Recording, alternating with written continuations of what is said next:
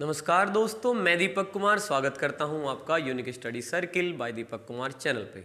अगर आप इस चैनल पर नए हैं तो चैनल को सब्सक्राइब जरूर करें, साथ ही बेल आइकन प्रेस करना बिल्कुल न भूलें, जिससे कि सभी आने वाली वीडियो के नोटिफिकेशन आपको समय पे प्राप्त हो और आपकी कोई भी क्लास मिस ना हो। तो उम्मीद है दोस्तों, जैसे कि आप जानते हैं यहाँ पे कि हम यूपी पुलिस प्रैक्टिस बेंच चला रहे हैं, जिसमें हम लगातार यूपी पुलिस के प्रीवियस क्वेश्चनों की प्रैक्टिस कर रहे हैं, जिससे कि हमारे आगामी परीक्षा में हमें काफ़ी मदद मिलेगी, है ना।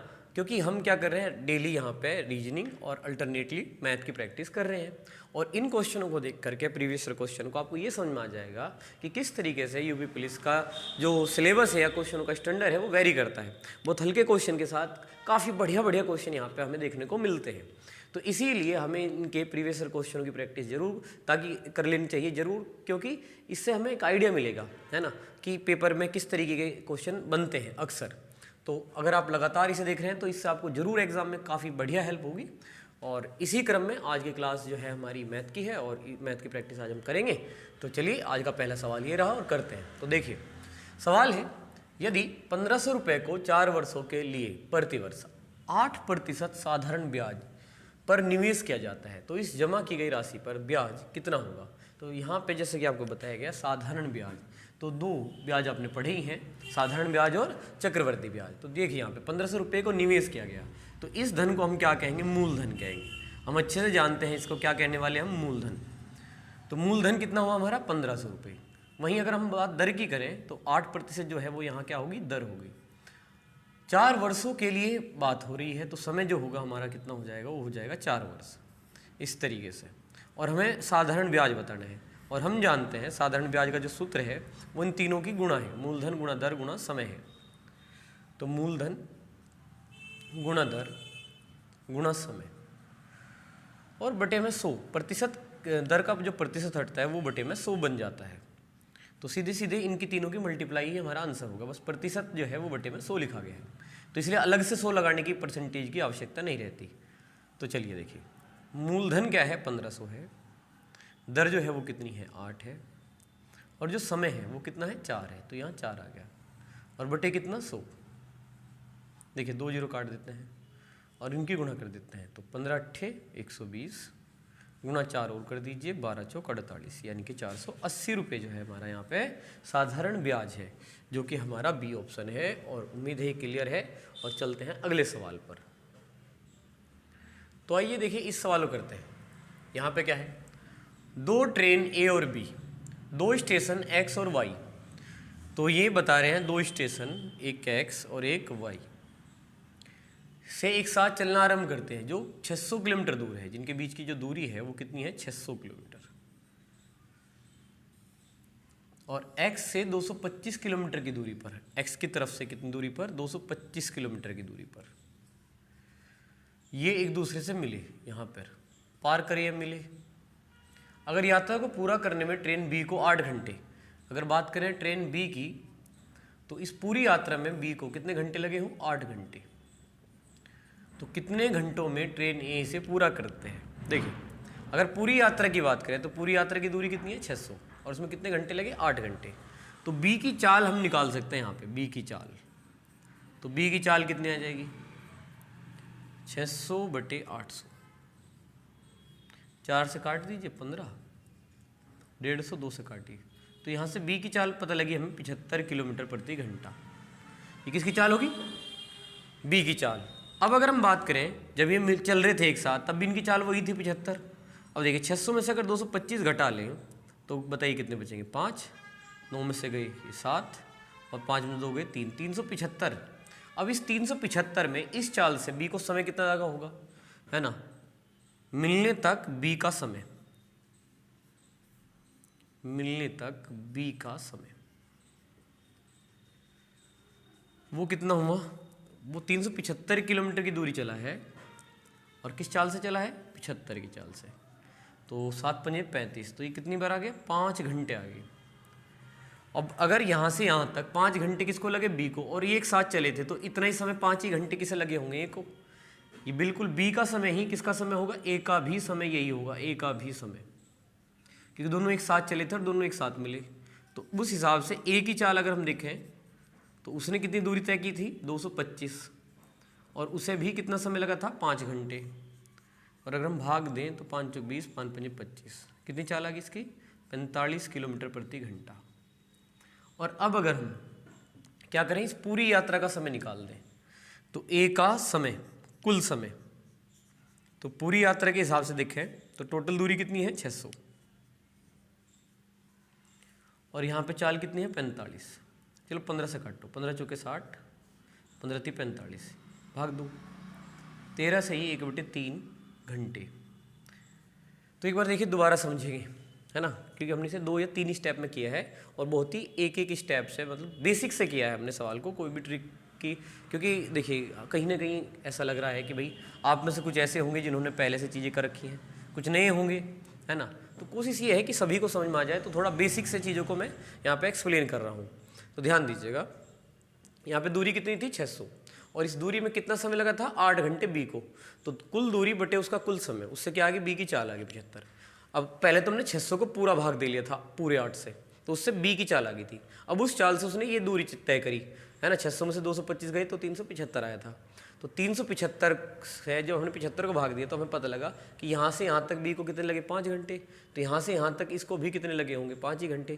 तो 225 को जब हमने 5 से भाग दिया तो उसमें कितना आ गया भाई, 45। अब अगर इस चाल से उसने पूरी दूरी तय करी होती 600 की 600, तो कितना समय आता, 13 से 1/3।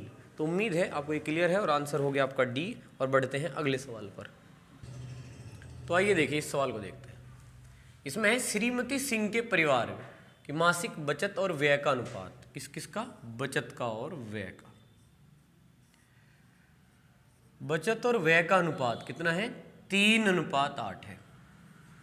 यदि किसी महीने में परिवार की कुल आय 27,500 रुपये है तब बचत क्या होगी। तो बताइए, बचत और व्यय का योग क्या होता है, आय होती है। तो अगर हम यहाँ पे इनको अनुपात को जोड़े 3 और 8 11, तो हमारी क्या होगी, आय। और आय दे रखी कितनी, 27,500। तो 11 यूनिट हम किसके बराबर लेंगे, 27,500 के। अब ये इससे कितनी बार कैंसिल हो जाएगा, देखिए 11 दूनी 22, 11 पंजे 55, कितना आ गए, 2500 आ गया। अब हमें क्या बताना है, बचत। और बचत का अनुपात क्या है, देखिए क्या बताना है हमें, बचत। और बचत का जो अनुपात है वो कितना है, 3 है। तो 3 किसके बराबर हो जाएगा, 3 × 2500।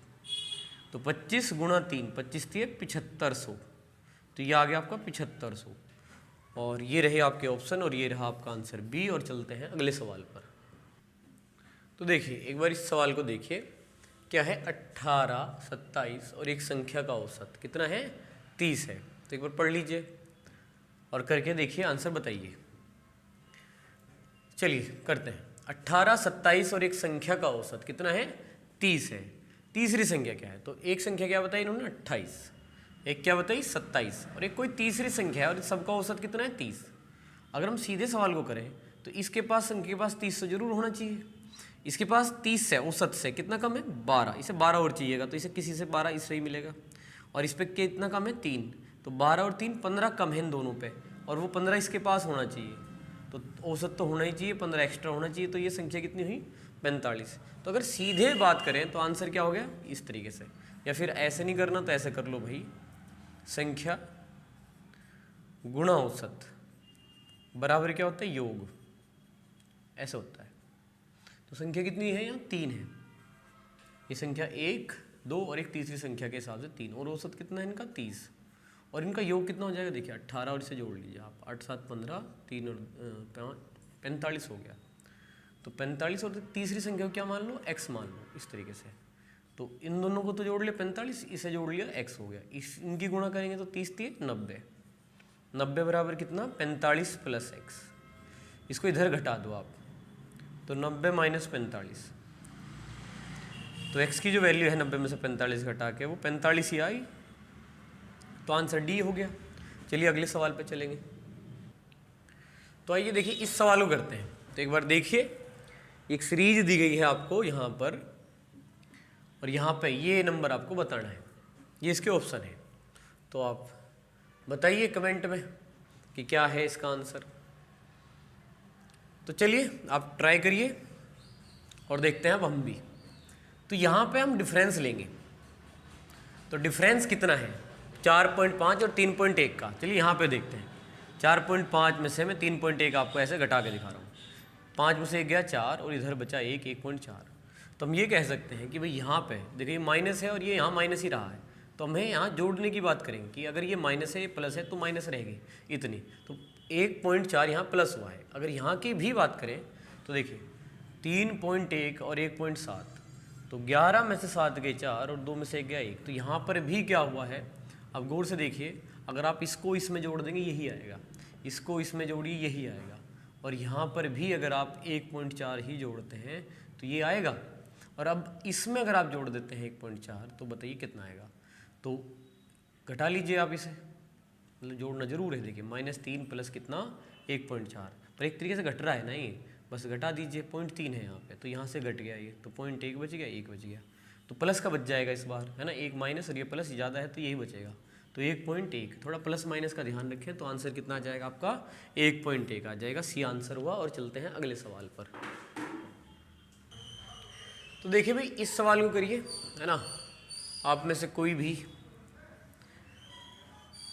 आंसू, निदेश, राजेंद्र, करिए, जिसको भी करना है ट्राई करिए। तो चलिए हम भी करते हैं ट्राई। ये ऑप्शन है, अब बताइए, तो 5 में से 2 गए तो कितने, 3 या 3 बड़े हैं, यहाँ पे कितने का अंतर है, 5 का, और यहाँ कितने का है, 7 का है, और यहाँ कितने का है, 9 का है, और यहाँ कितने का है, 11 का है, और बस उस हिसाब से देखें तो बस यहाँ 13 जुड़ जाएगा, और 37 में 13 जुड़े तो आंसर कितना आएगा, 50। तो बिल्कुल सही है आप लोगों का, है ना, तो आंसर क्या हुआ, डी। और चलते हैं अगले सवाल पर। तो चलिए इस क्वेश्चन को ट्राई करिए भाई, है ना, ऑप्शन ये रहे, ध्यान से देखिए, और सवाल है, एक छात्र के अंक 68 के बजाय 88 दर्ज किए गए थे, इससे कारण औसत अंक में 0.5 की वृद्धि हुई, कक्षा में छात्रों की संख्या क्या है। तो हम किसमें क्या करेंगे, हमें पता है संख्या गुणा औसत बराबर क्या होता है, योग। संख्या हमें बतानी है, एक्स वगैरह लिख लो या ABCD जो भी लिखना हो। औसत में कितनी वृद्धि बता रहे, 0.5, और योग में कितने की वृद्धि हुई, देखो 68 से 88 हो गया, तो कितने की वृद्धि हो रही, 20 की, तो यहाँ क्या लिख दो, 20, तो संख्या x निकल जाएगी। अगर औसत को हम यहाँ भाग में ले जाएं तो 20 भाग कितना, 0.5, पॉइंट हटाइए 10 आ जाएगा, 5 चौक 20 और 4 ढाई 40, तो संख्या कितनी आ गई, 40 आ गई। देखो कितना आसान है, तो आंसर क्या हो गया, डी। और चलते हैं अगले सवाल पर। तो चलिए इसको ट्राई करिए। यह है आपका सवाल, किसी परीक्षा में ऋषि ने 80 में से 66 अंक प्राप्त किए, ऋषि द्वारा प्राप्त अंकों का प्रतिशत क्या है। तो ट्राई करिए, ऑप्शन ये रहे, 84, 88, 87.5, 82.5। तो क्या करना है, चलिए करते हैं हम भी। तो 80 में से कितने आए हैं, 66 आए हैं, तो 66 को ऊपर लिखेंगे, 80 को कहाँ जिसमें से आए हैं टोटल नीचे, और प्रतिशत के लिए क्या करते हैं भाई, 100 से गुणा। तो चलिए 0 से यहाँ काट दीजिए, 2 से इसको काट दे तो 4 बार, ये कितनी बार, 5 बार, ये 2 और ये कितना, 33 बार। तो देखिए 5 × 15, 5 × 15 और 1 16 बटे 2, तो 2 × 8 16, 2 दूनी 4, 2 × 5 10, तो आपका आंसर बिल्कुल ठीक है ना, 82.5, जो कि आपका ऑप्शन हो गया डी। और चलेंगे अगले सवाल पर। तो देखिए चलिए इस सवाल को कर लीजिए ट्राई, काफ़ी बढ़िया सवाल है, आसानी है, तो आप कोशिश करिए। ये रहे उसके ऑप्शन 57.52, 58.52, 57.58, 58.58।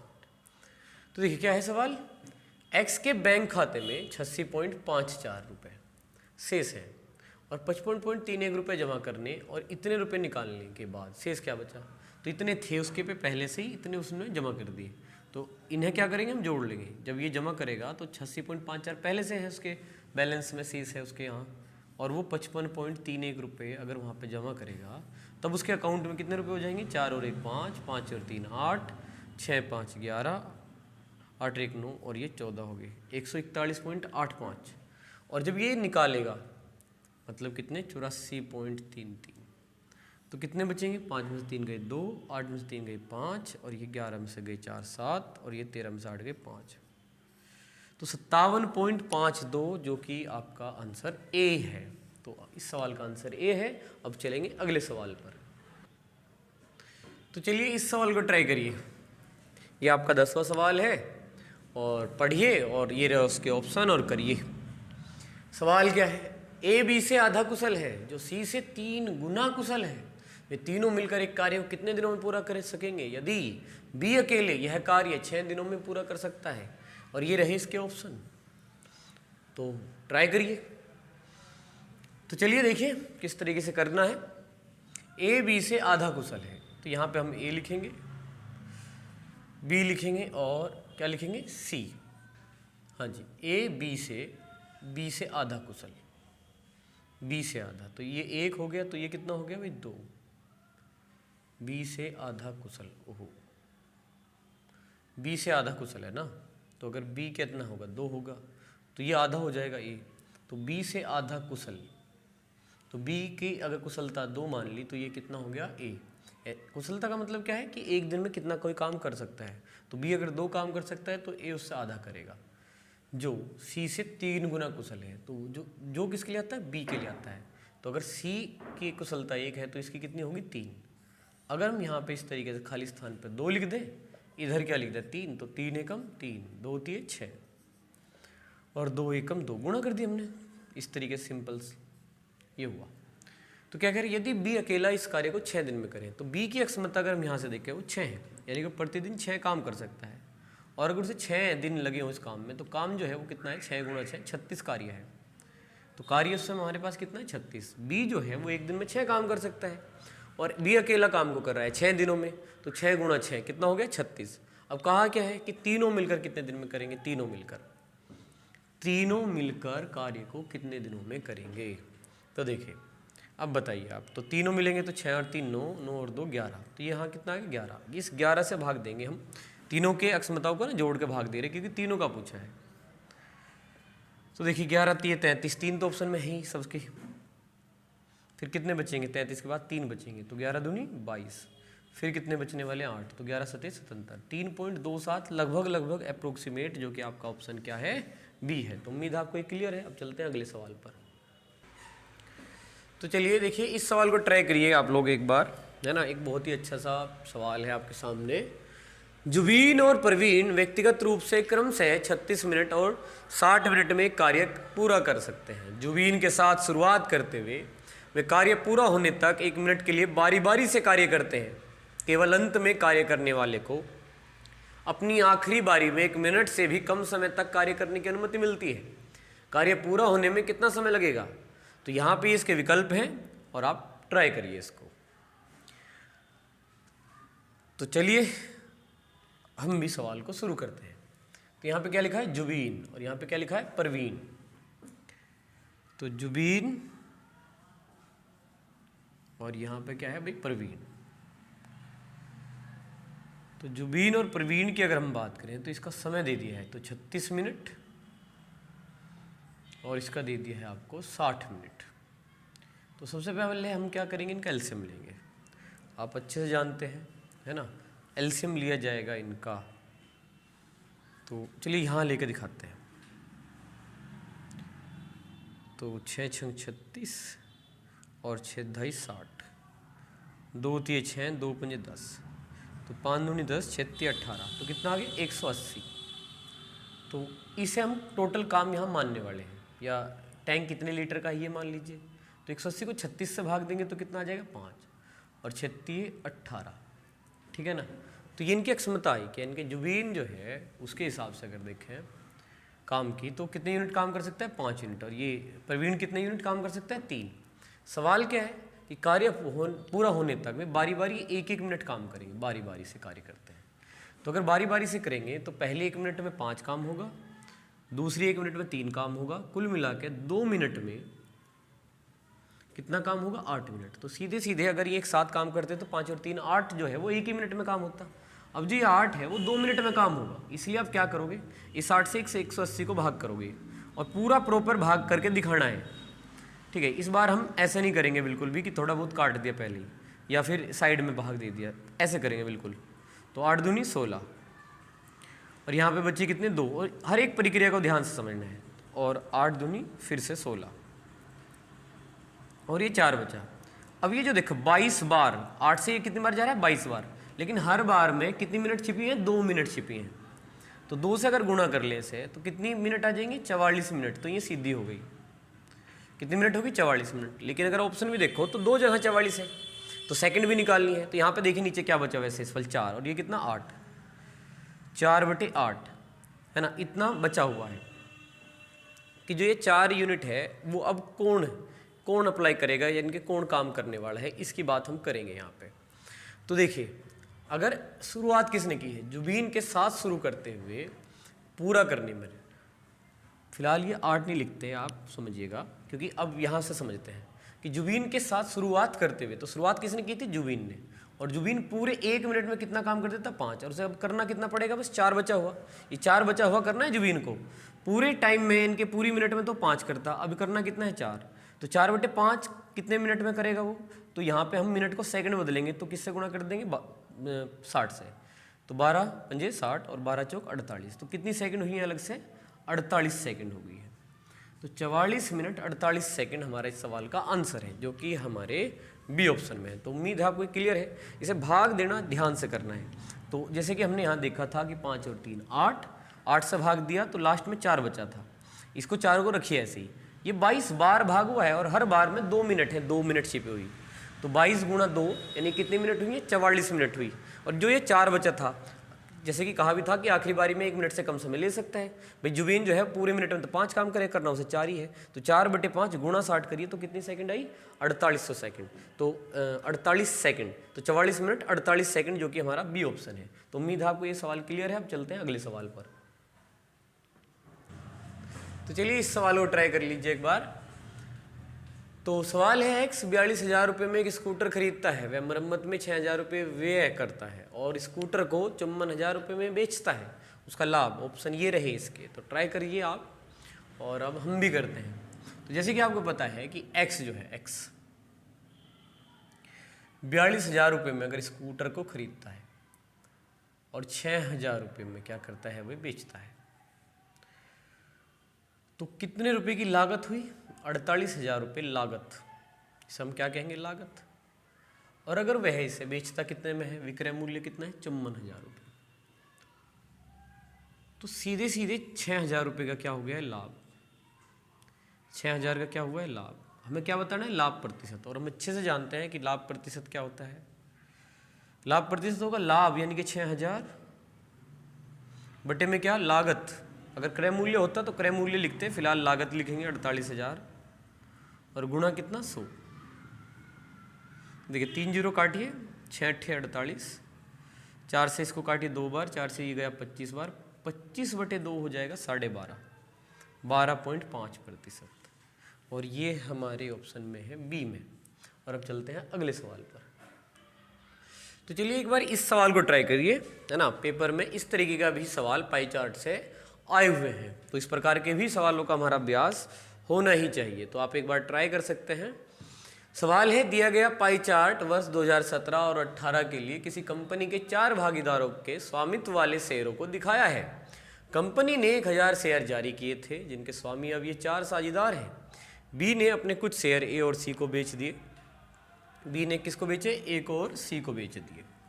यदि ए ने प्रत्येक शेयर के लिए 2,000 रुपये का भुगतान किया हो, तो सी को बेचे गए शेयरों के लिए बी को सी से कितना भुगतान प्राप्त हुआ, ये हमारा कहीं ना कहीं क्या है, सवाल है।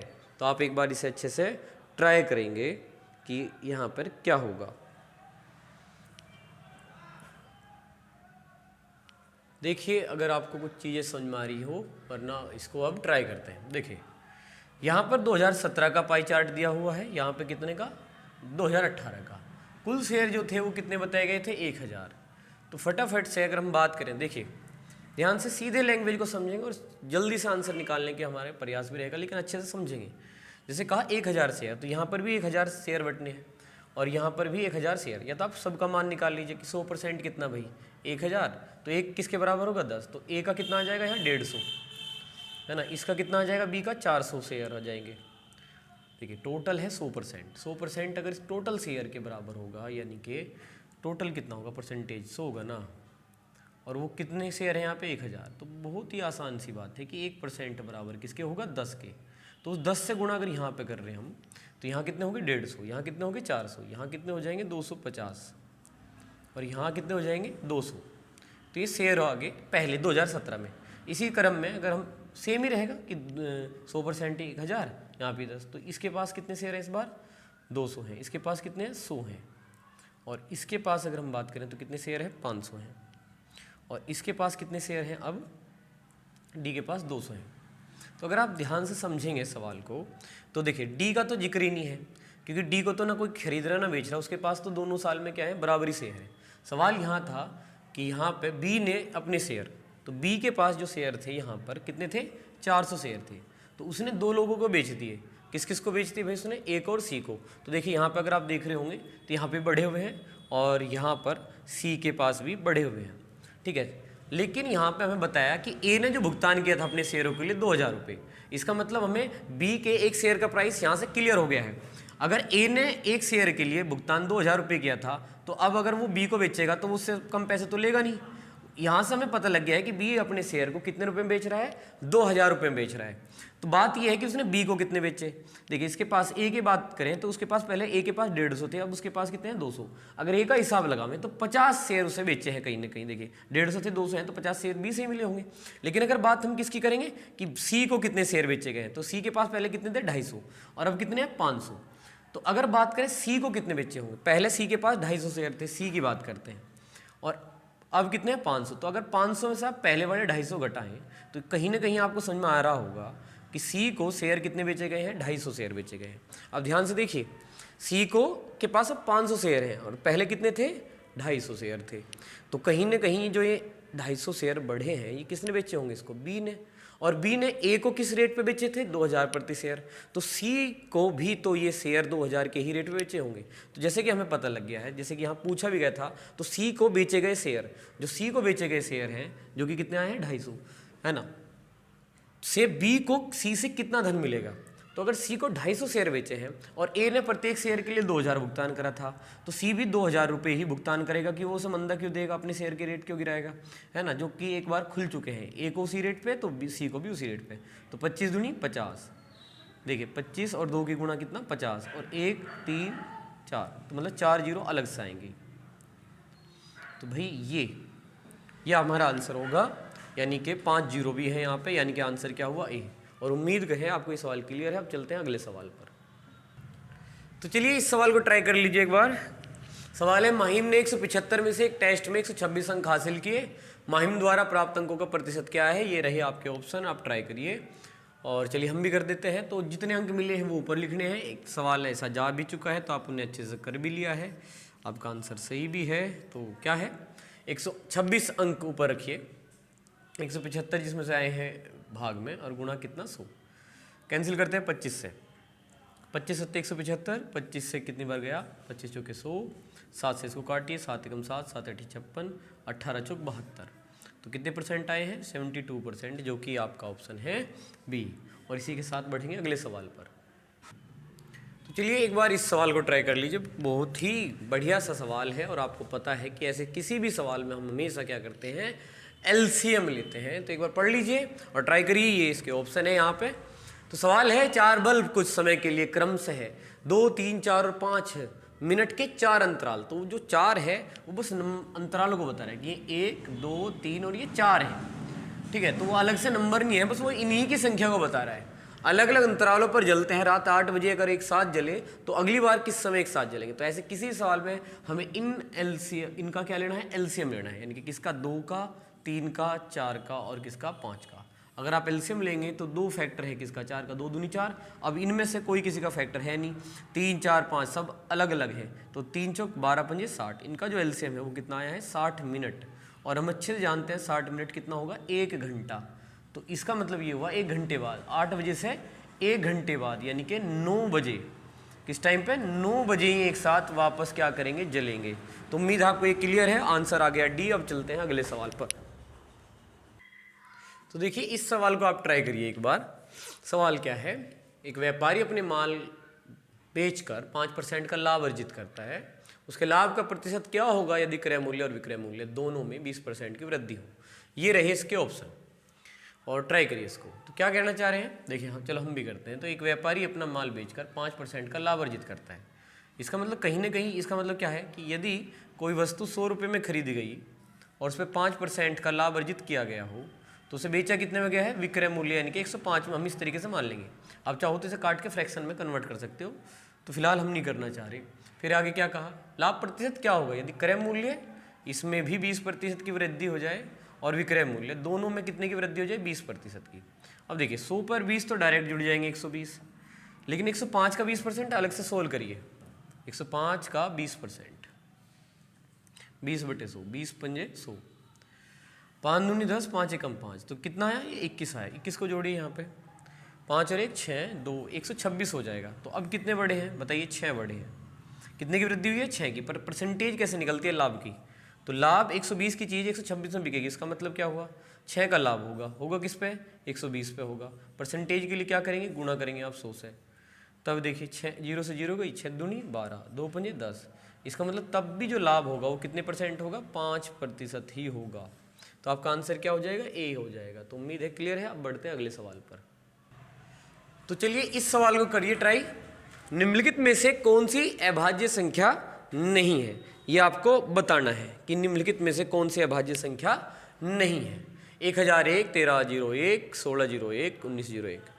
तो देखिए जैसे कि अगर आपको याद हो, अगर रेगुलर क्लास देख रहे हैं तो इस तरीके का एक सवाल आ चुका है, यानी कि इस तरीके के मेथड पे अगर आपको याद हो तो 7 गुणा 11 गुणा 13 कितना होता है, 1001। 11 सते 77 गुणा 13, 13 सते 91, 13 सते 91 और ये हो जाएंगे आपके 100, यानी कि 1001। तो हमें साफ साफ पता है कि 7, 11 और 13 की गुणा 1001। ये एक और सवाल में था, क्योंकि एक ऐसी संख्या भी है जिसमें अगर किसी 3 अंक की संख्या गुणा कर दे तो 2 बार रिपीट हो जाती है उस सवाल में, जिसमें ABC 2 बार थे, है ना। अगर आप क्लास रेगुलर देख रहे हैं उसमें ऐसा नियम आ चुका है। तो हम अच्छे से जानते हैं भाज्य संख्या क्या होती है, जिसके केवल 2 फैक्टर हो, एक तो 1 और एक वो खुद। लेकिन हम देख पा रहे हैं कि यहाँ पे देखिए कितने फैक्टर हैं इस 1001 के। तो क्या ये अभाज्य संख्या है, और यही पूछा है कि अभाज्य संख्या नहीं है। और जब हमें पता लग गया है कि यही अभाज्य संख्या नहीं है क्योंकि इसके एक से ज़्यादा फैक्टर है, तो ये हमारा क्या हुआ, आंसर हुआ। और अब बढ़ेंगे अगले सवाल पर। तो चलिए भाई इस सवाल को देखिए, क्वेश्चन नंबर 18 है। एक बार ट्राई कर लीजिए कि क्या है इसका आंसर। तो सिंपल आपसे कैलकुलेशन करा रहा है और कर दीजिए। आप जानते हैं अच्छे से, देखिए यहाँ पे क्या है, 750 के 80% के 120 के 40% याद कीजिए। तो क्या करेंगे, देखिए अगर आप डायरेक्ट करना चाहो तो परसेंटेज से 2 जीरो काट के फटाफट से कर लो, या सिंप्लीफाई कर लो। 750 के लिए गुणा लिखो 80, प्रतिशत को बटे में 100 लिख लो, फिर के लिए फिर गुणा 120, प्रतिशत को फिर से बटे में 100 लिख लो 40, और प्रतिशत को बटे में 100 लिख लो। जीरो का हिसाब लगाओ, कितनी गई, 1 2 3 4 तो सीधे चली गई। ऐसा कर लीजिए, 25 थी 75, 25 चौके 100 हो गया, 4 दूनी कितने हो गए, 8 हो गए। अब देख लीजिए 3 दूनी 6, और यहाँ पे आपको गुणा भाग करनी है इनकी, तो 3 दूनी 6 हो गए और 12 चौक हो गए 48। फटाफट से कर दीजिए गुणा, 6 अट्ठे 48, 6 चौक 24, 28, 288 आपका आंसर आ गया, जो कि आपको ये में मिला। और चलते हैं अगले सवाल पर। तो इस सवाल को ट्राई करिए, 1900 सवाल है। सवाल में है 256 के वर्गमूल और 16 के वर्गमूल के गुणनफल को ज्ञात कीजिए और फिर उनके परिणाम का जो भी आएगा उसका वर्गमूल ज्ञात कर दीजिए।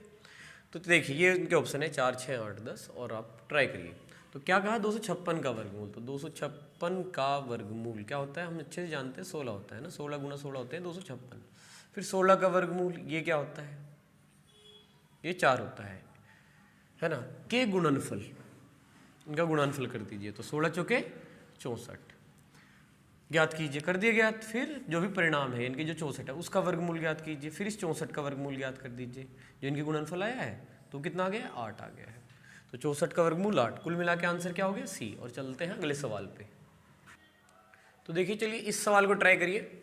राजेश 25 मीटर प्रति सेकंड या साइकिल पर 20 मीटर प्रति सेकंड चल सकता है। वह परिवहन के 2 साधनों के संयोजन का उपयोग करके 600 मीटर की दूरी तय करने में 45 सेकंड लेता है। राजेश ने कब तक साइकिल चलाई। तो यहाँ पे 2 साधनों का प्रयोग हुआ है, तो 5 मीटर सेकंड को हम पैदल मान के चलेंगे यहाँ पे कि वो पैदल चल सकता है 5 मीटर प्रति सेकंड। परिवहन के 2 साधन में एक हमने उसका पैदल ले लिया और एक साइकिल यहाँ पे कह ही दिया गया है। और जिससे वो चल रहा है 20 मीटर प्रति सेकंड, ये बताया गया है हमें। और इस तरीके से उसने कुल कितनी दूरी तय की है, 600 मीटर, और जो समय लगा है उसको 45 सेकंड लगे हैं। जो समय है टोटल वो कितना लगा है, 45 सेकंड, ये है। तो यहाँ पे राजेश ने कब तक साइकिल चलाई, तो हम इसमें क्या मेथड यूज करेंगे। अगर वो हमारे से साइकिल का समय पूछ रहा है तो मान के चलेंगे कि उसने पूरी दूरी पैदल तय की है। तो अगर 5 मीटर प्रति सेकंड से, जो कि समय टोटल कितना है 45 है ना, चाल और वो समय ले लें तो गुणा कर दें तो 5 पंजे 25, 5 चौक 20 और 2 22, तो 220 मीटर चलता। अब तो वास्तविक दूरी कितनी है 600, इनका अंतर करेंगे हम लोग। तो यहाँ पे देखिए 5 बच गए, यहाँ पे 9 में से गए तो 7 बच गए, और यहाँ पे 375। अब इनका जो अंतर है जो कि कितना है हमारा 15, देखिए 20 का और 5 का जो चाल में अंतर है, टोटल दूरी के जो अंतर है उसे चाल के अंतर से हम भाग दे देंगे।